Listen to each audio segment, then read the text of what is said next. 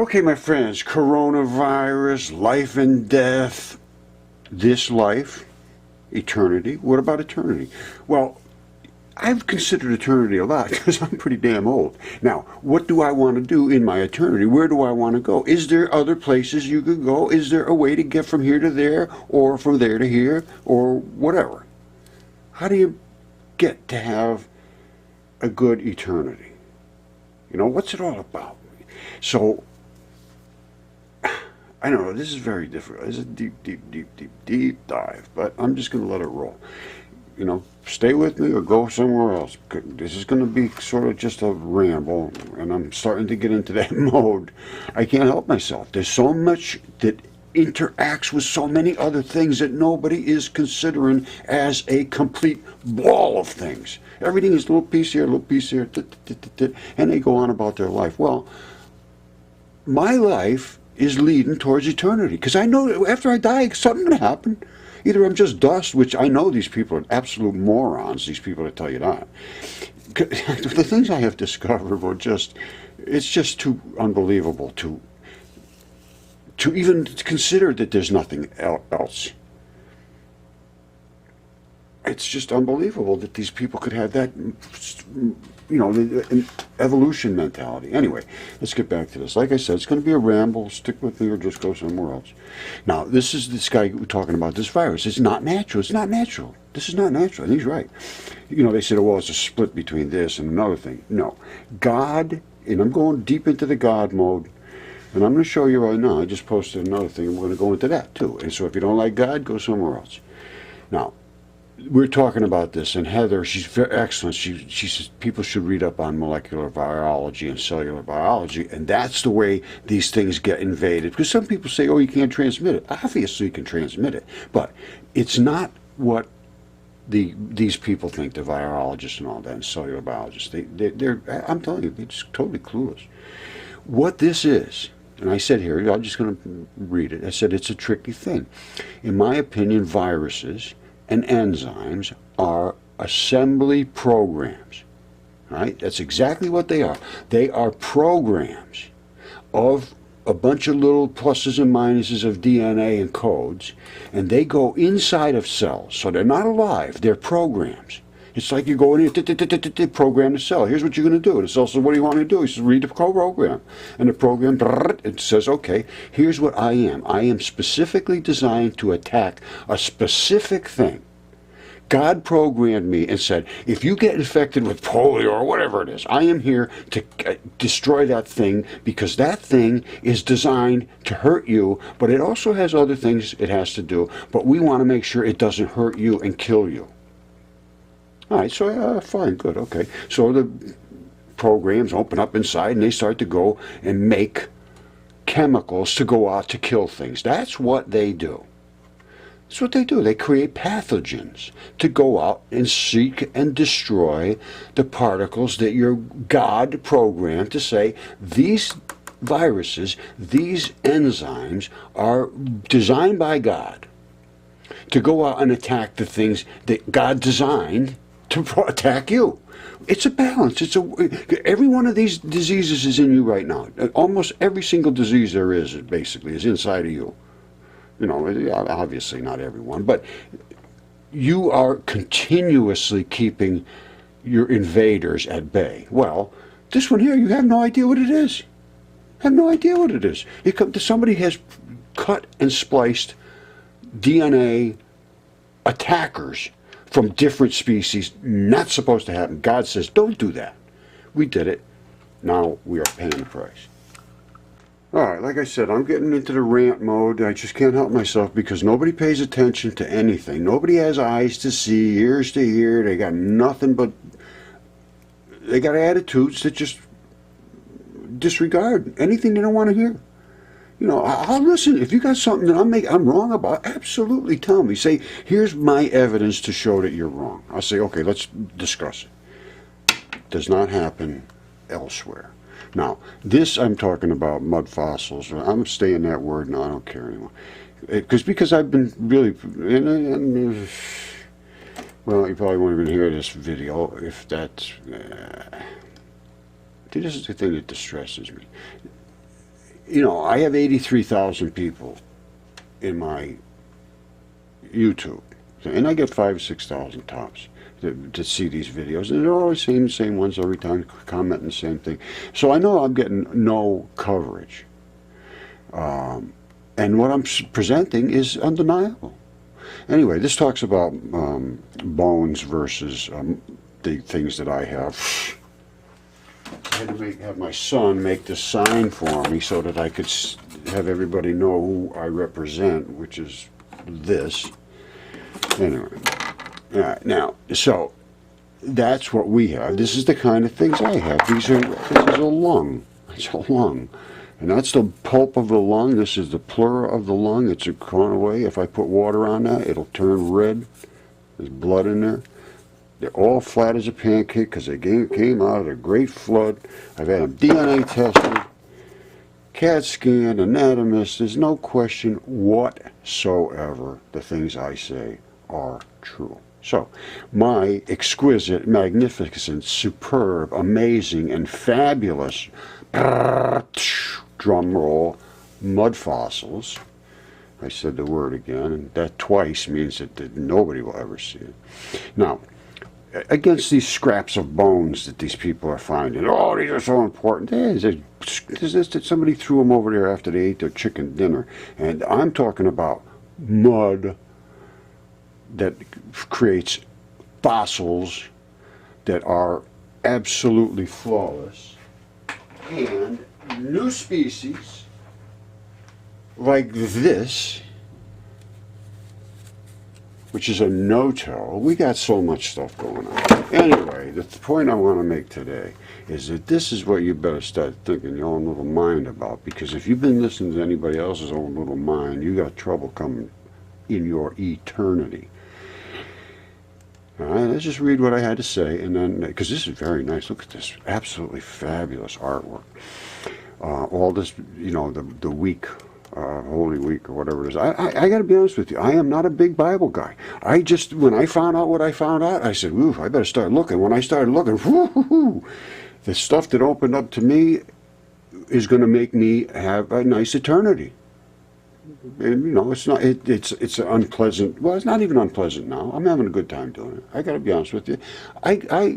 I'm okay with the fight. I'm okay with the argument. It's just I wish I could get the people that are closest to me to even discuss it, and that's my issue. That's the real thing that's killing me. All right, so anyway, I found giants. They're everywhere, no question whatsoever, and it's time to reveal the reason. It's not an accident. Absolutely not an accident. And here it is. Blessed is the King who comes in the name of the Lord. Peace in heaven and glory in the highest. This is written in Luke somewhere, 1940 or somewhere. And I said, some of the Pharisees in the crowd said to Jesus, Teacher, rebuke your disciples. I tell you, he replied, if you keep quiet, the stones will cry out. And I'm telling you here right now, you better have eyes to see and ears to hear, because it is screaming right now, right in your face. All right, so come up to this. And come up to my other place, you know, where we show the fossils. Now this is fabulous. This is Ray Downer, 3D Illustrator, animated. Look at this. Can you imagine? I mean, there is so much dedicated to such deep dedication to this. That this is serious. It's not some. This is not a joke. And I'm talking about eternity. You know, I've got 71 years of a hell of a good time on this earth. And I never thought this, I never ever expected this would drop on me. And I don't know why, but I'm going to tell you right now, it has dropped upon me to do this. Take that for whatever meaning you want. I'm nothing special, but I understand now, and I need to make other people understand, or do what you want. This is, as I said in this particular one, this is free will. I don't know if I even finished it off. It's free will. This is where freedom comes in. Right? See, and I says, I now see the kingdom. It's here. It's happening right as we're speaking, right this moment. It's unfolding. Absolutely zero question in my mind about that. Some are going to follow. Some will scorn us. You know, you follow the path that I'm taking, or take your own path. I don't care. It really doesn't matter to me at this point. But we are now contemplating eternity. We're not just contemplating next week what we're going to eat. You know, we are doing that now too. Yes, absolutely. This Corona thing is a nightmare. It really is. And it was designed by chemists trying to play with God's programs. Because all they are is a program. Right? Viruses, I don't even know if I've been running my mouth over this and I cut in and out, but hopefully I've mentioned that viruses and enzymes are the two things that I think they're identical. I think they're identical. They're not different whatsoever. They're programmed by God to be in your system to react to the things that God programmed to attack you. And then they come forward and they do their job. When they're done, they're gone. They flush out of your system. They're not alive. They don't grow. They don't. They are a program. A program can say, okay, when I'm done creating that chemistry set, make another one, make another one, make another one. That's what it is, a program. It's a program that's built into the DNA. They call them CG islands. All right? And that's where you come up with the 98% junk DNA. It's not junk. That's the codes that create the viruses or enzymes, whatever you want to call them. They're chemistry sets and they're programs. It's a program that says, okay, if you see this kind of thing happening, create this enzyme. And then it does. And it makes enough of them because they're catalysts. They go out and they excite and crack and break and do all this stuff to the particles. They attack. They're destroyers. Here, I don't know even I finished talking. I'm sorry. I get carried away with this. I know I do. And I know people are going to react and say, oh, this guy's just a big religious nutcase. Well, all I can say at that point is good for you. You know, this is where free will comes in. This is what it's all about. So I say, think for yourself. Think deeply. Don't just take, oh, this guy said this, so that's it, case closed. No, don't take what I say either. You better think deeply about what I say, because I have convictions now that I'm having a hard time going to let go of them. I'm going to need to really see some evidence. And I look at it. So if you got it, bring it. Now, let nobody make you unfree and dominate you here on earth. Absolutely not. Nobody should occupy your mind. Your mind is a place of freedom. I don't care what you do or where you are or who your friends are or who tells you what to do every day. Inside of your mind is your freedom. It's the only key to your eternity door. If you're going to get the door to go to eternity this way, a good eternity, a bad eternity that way, and you know what I'm talking about. And I'm telling you, these things are real. I don't care what anybody says. If you don't think they're real, good for you. Now, free will has extreme obligations that only you can control. All right, you understand what I'm saying? You have an obligation to be a good person, to be all the things that you would expect Jesus and God would want from you. You don't have to go and take a bunch of crap from people. No, absolutely not. You could turn the other cheek, but don't let them slap you again. There's a lot of things that you, if you read the things that I read, you can protect yourself and you can stand up for yourself, and that's what I do. Anyway, and you're free. You're free to do it. It's up to you. But if you feel dominated, if you feel attacked by people and then you want to withdraw, then you're making a mistake in my mind. What you need to do is be respectful and show your evidence. It's your testimony.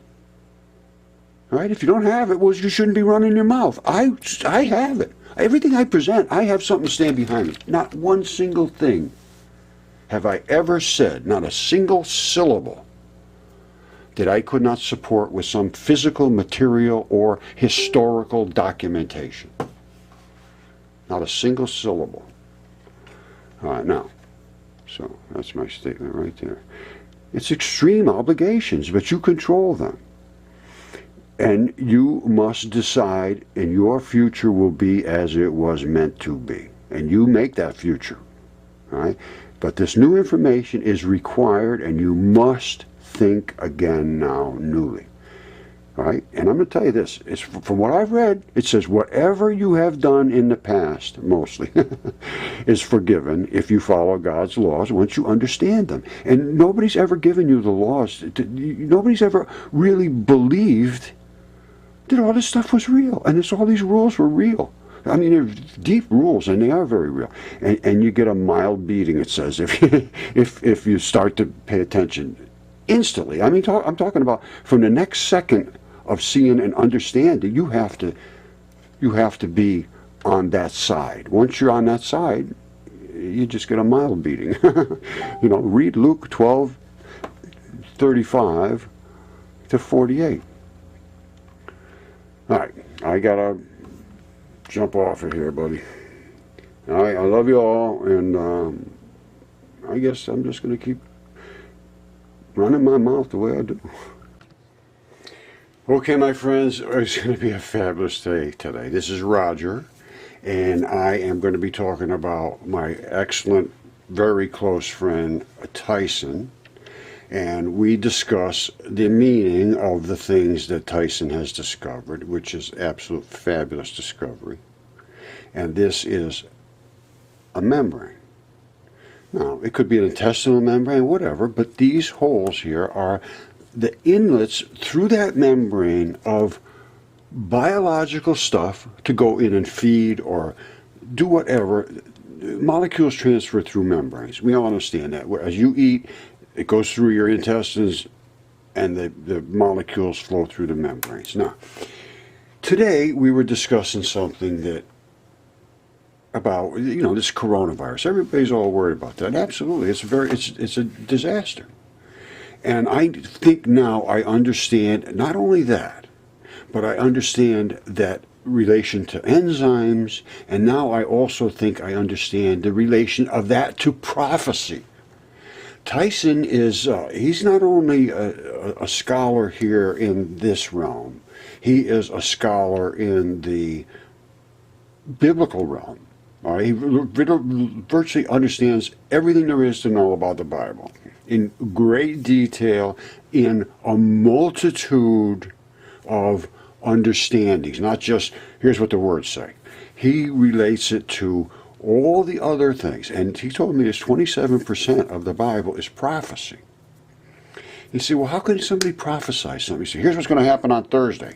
Well, how are you going to know that?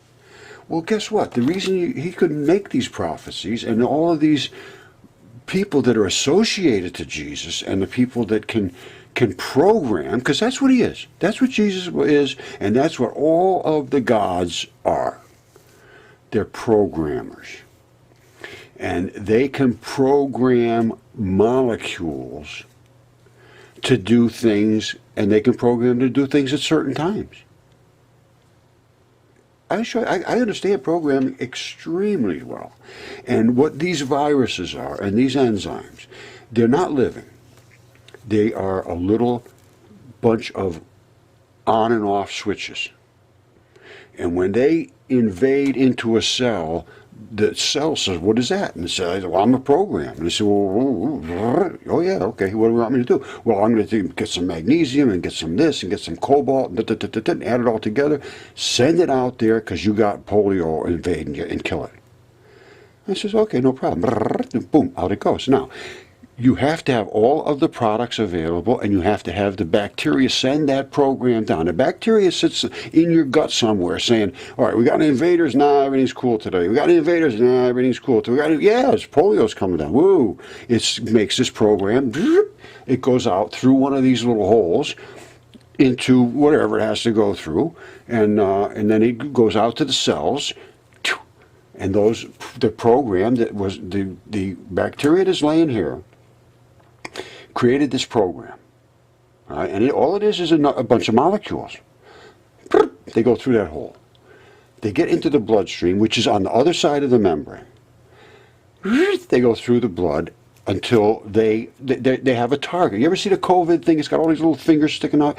That's a target. It's a target. The other one comes, it goes like this. It's no. Boop. That's it. We got it. And it attaches. And then it injects its program into the cell, and it ends up with a cocktail of drugs. So the program that's hitting the cell is not the killer. It is the initiation of the sequence of molecules that has to be created within the cell to do the killing of the virus that is attacking these cells. It's a give and take fight, and there's always invaders here, and there's always protectors in here. The protectors have to overwhelm the invaders. How do they do that? You have to feed them correctly. You can't have your protectors unfed, the bacteria, and you cannot kill them all and then expect them to repopulate themselves all by themselves. And we give broad spectrum antibacteria. What that is, it's like machine guns coming down through here. Claymore mines, everything's gone. You come back and see what happened. The guy can't make the program. So we can't make the program, then this guy's going to get sick. You can't attack the virus. Well, what can I do? Well, that's what happens. So we know what we need is the bacteria living here. They're glued on there. They're all over. They love it here. And then all of a sudden the thing comes down that's going to hurt that bacteria. It makes mucus to keep itself protected, so that's cool.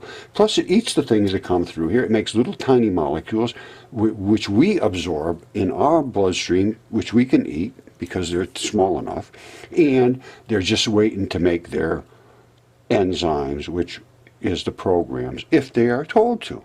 They're going to turn on or off. Now, these programs reside in what we call the junk DNA. When the regular DNA has a CG code, there's CGTAs. The C's and the G's are they methylate, it's called. And it's just a chemical that says turn on, turn off, turn on, turn off. If they're turned on, it turns on a program in there, so then it sends out these codes that go through the air, out through the bloodstream, attach. They squirt the program in, because all is a program, squirts it in. The acceptor of the program begins to do whatever the program tells it, and it's going to make some kind of chemical cocktail to go and kill the invading virus. Right? That's because the virus is nothing more than an enzyme. The virus is nothing more than a program that's gone awry. That's the problem. A virus is nothing more than the exact same thing as an enzyme that makes you well.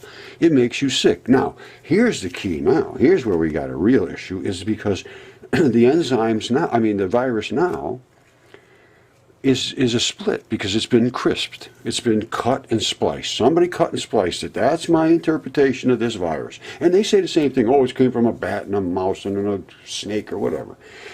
Because you're not supposed to cross species. We have our own codes. We have our own programs. And that's what it is. It's as simple as that. And they tried to think that, oh, you could take the codes out of that guy and put them in us and everything will be fine. No. You take the codes out of some system and put them in just drop them in the middle of some other guy's program, obviously you're going to have issues. And I know this stuff extremely well because I had a program right here. This is what I did.